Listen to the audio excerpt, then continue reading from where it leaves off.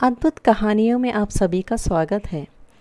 आप सभी से एक छोटी सी विनती है कि आप सब मेरे इस चैनल को सब्सक्राइब कीजिए और बेल आइकॉन पर प्रेस कीजिए ताकि मेरे हर एक वीडियो की नोटिफिकेशन आपको मिले। और अगर आपको मेरी ये कहानी पसंद आए तो एक लाइक ज़रूर कीजिए। धन्यवाद। आज की कहानी अंधे का रहस्य। रात का अंधेरा धीरे धीरे गांव पर अपना पर्दा डाल रहा था। चांद की मध्यम रोशनी में खेतों के बीच से होकर एक पतली पगडंडी गांव के भीतर तक जाती थी।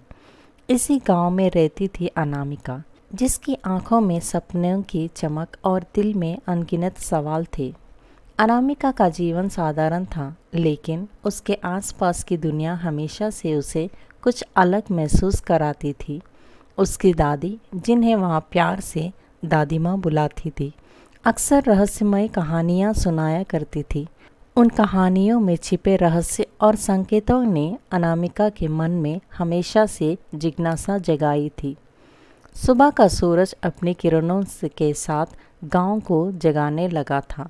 पक्षियों की चहचहाट और मंदिर की घंटियों की आवाज़ पूरे वातावरण को मधुर बना रही थी। अनामिका अपने छोटे से घर के आंगन में तुलसी के पौधे को पानी दे रही थी जब डाकिया रामू काका ने उसे आवाज़ दी। अनामिका बेटी, तुम्हारे लिए शहर से एक पत्र आया है, रामू काका ने मुस्कुराते हुए कहा। अनामिका ने आश्चर्य से पत्र को हाथ में लिया। शहर से उसे कभी कोई पत्र नहीं आया था। उसने तुरंत ही लिफाफा खोला और अंदर से एक सुंदर सफ़ेद कागज़ निकला, जिस पर सुनहरे अक्षरों से लिखा था, प्रिय अनामिका, मुझे तुमसे बहुत ज़रूरी बात करनी है। मैं कल तुम्हारे गांव आ रहा हूं। कृपया मिलने का मौका दो। एक शुभचिंतक। पत्र पढ़कर अनामिका के मन में कई सवाल उठने लगे। यहाँ कौन हो सकता है और उससे क्या ज़रूरी बात करनी है। उसने पत्र को कई बार पढ़ा, लेकिन कोई और संकेत नहीं मिला। दादी माँ ने जब अनामिका को चिंतित देखा तो पूछा, क्या बात है बेटी, कौन सा पत्र है। अनामिका ने दादी को पूरा पत्र दिखाया। दादी ने भी पत्र को ध्यान से पढ़ा और उनके आँखों में एक अजीब सी चमक आई। शायद समय आ गया है अनामिका, दादी ने धीरे से कहा। किसका समय दादी, अनामिका ने उत्साहित होकर पूछा। दादी माँ ने मुस्कुराते हुए कहा, कल पता चल जाएगा, अभी के लिए तुम अपना मन शांत रखो। अगले दिन सुबह सुबह गांव की पगडंडी पर एक सफ़ेद जीप दिखाई दी। गांव के लोग ऐसे वाहन कम ही देखते थे, इसीलिए सबकी नज़रें उसी पर थी। जीप आकर अनामिका के घर के सामने रुकी और उसमें से एक आकर्षक युवक उतरा। उसकी उम्र करीब 30 वर्ष रही होगी। गहरी आंखें और चेहरे पर आत्मविश्वास की झलक। अनामिका दरवाजे पर खड़ी थी जब वहाँ युवक उससे पास आया और मुस्कुराते हुए बोला, नमस्ते, क्या आप अनामिका हैं। जी, मैं अनामिका हूँ। आप कौन हैं, अनामिका ने संदेह से पूछा। मेरा नाम राघव है, मैंने आपको पत्र लिखा था, उसने उत्तर दिया। अनामिका ने उसे अंदर आने का इशारा किया। दादी माँ भी वहीं बैठी थी और राघव को देखते ही उन्होंने कहा, आओ बेटा बैठो। राघव ने बैठते हुए कहा, मुझे पता है कि आप लोग मेरे आने से हैरान हैं, लेकिन मेरा यहाँ आना बहुत ज़रूरी था। अनामिका, तुम्हारे माता पिता के बारे में तुम्हें कितना पता है। अनामिका ने थोड़ा दुखी होकर कहा, मैंने अपने माता पिता को कभी नहीं देखा। जब मैं बहुत छोटी थी तब ही वे एक दुर्घटना में चल बसे थे। दादी माँ ने ही मुझे पाला था। राघव ने गंभीरता से कहा, लेकिन क्या तुम्हें पता है कि तुम्हारे माता पिता कौन थे और क्या करते थे। अनामिका ने आश्चर्य से दादी की ओर देखा। दादी माँ ने गहरी सांस लेते हुए कहा, शायद अब समय आ गया है सच बताने का। राघव ने आगे बताया, तुम्हारे माता पिता साधारण लोग नहीं थे अनामिका, वे एक प्राचीन गुप्त समाज के सदस्य थे जो सदियों से एक खास रहस्य की रक्षा कर रहे हैं और अब वहाँ जिम्मेदारी तुम्हारे कंधों पर आ गई है। अनामिका ने अविश्वास से पूछा, ये आप क्या कह रहे हैं? मैं कुछ समझ नहीं पा रही। दादी माँ ने उसके हाथ को थामते हुए कहा, बेटी, तुम्हारे माता पिता ने अपनी ज़िंदगी इस रहस्य की रक्षा में लगा दी और अब तुम्हें इसे संभालना होगा। राघव ने अपनी जेब से एक पुरानी सी किताब निकाली। उस पर अजीबोगरीब निशान और संकेत बने हुए थे। उसने किताब को अनामिका के सामने रखते हुए कहा, ये वही किताब है जिसकी रक्षा के लिए तुम्हारे माता पिता ने अपनी जान दे दी। इसमें ऐसे रहस्य छिपे हैं जो दुनिया को बदल सकते हैं। अनामिका ने किताब को हाथ में लिया। जैसे ही उसने उसे छुआ, एक हल्की सी चमक किताब से निकली और उसकी आंखों में उतर गई। उसे एक पल के लिए अजीब सा महसूस हुआ, मानो किसी ने उसके अंदर कुछ जागृत कर दिया था। यहाँ क्या था? उसने हैरानी से पूछा। राघव मुस्कुराते हुए बोला, ये किताब सिर्फ तुम्हारे लिए ही खुलती है।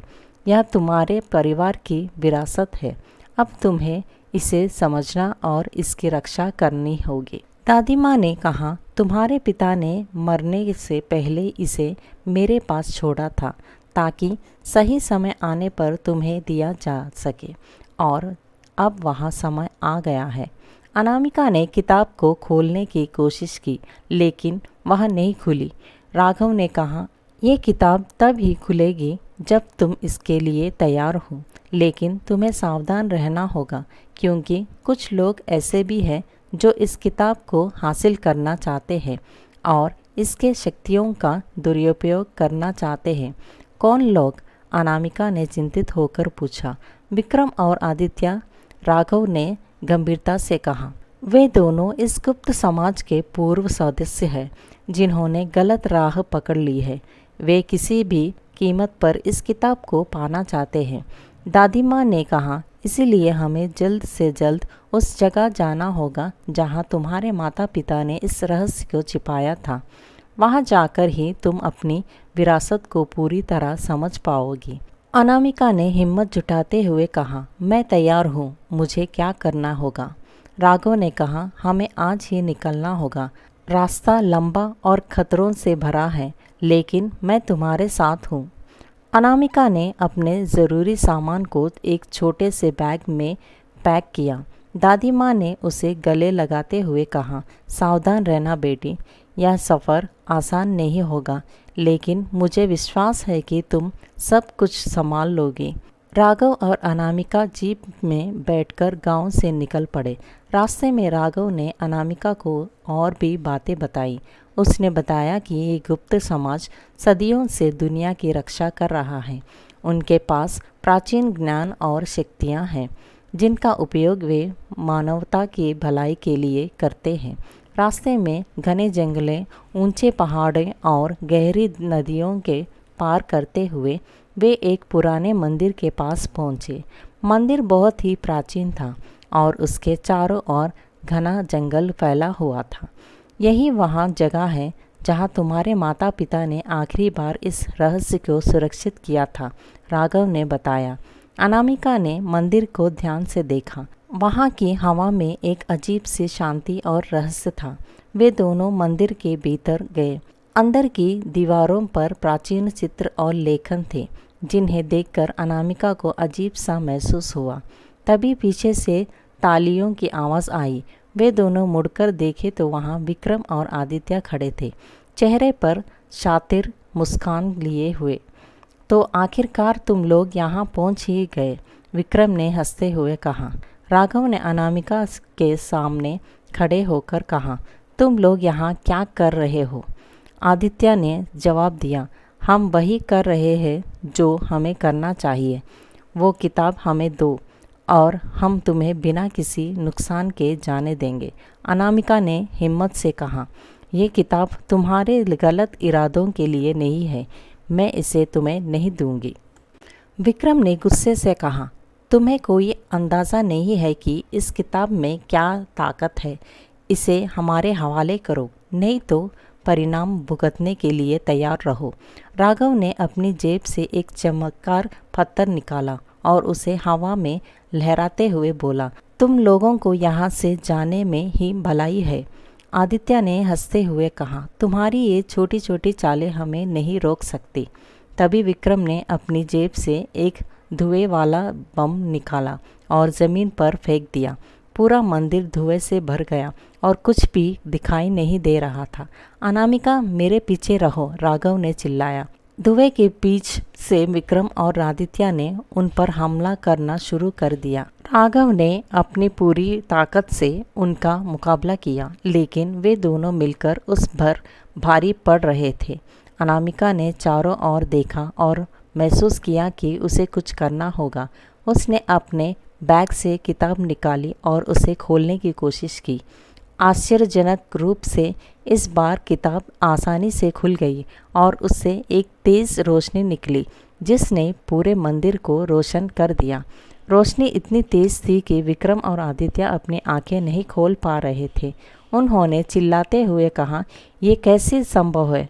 किताब के पन्नों से एक प्राचीन मंत्र गूंजने लगा जो अनामिका के दिल और दिमाग में उतर रहा था। उसे महसूस हुआ कि उसके अंदर एक अजीब सी शक्ति जाग रही थी।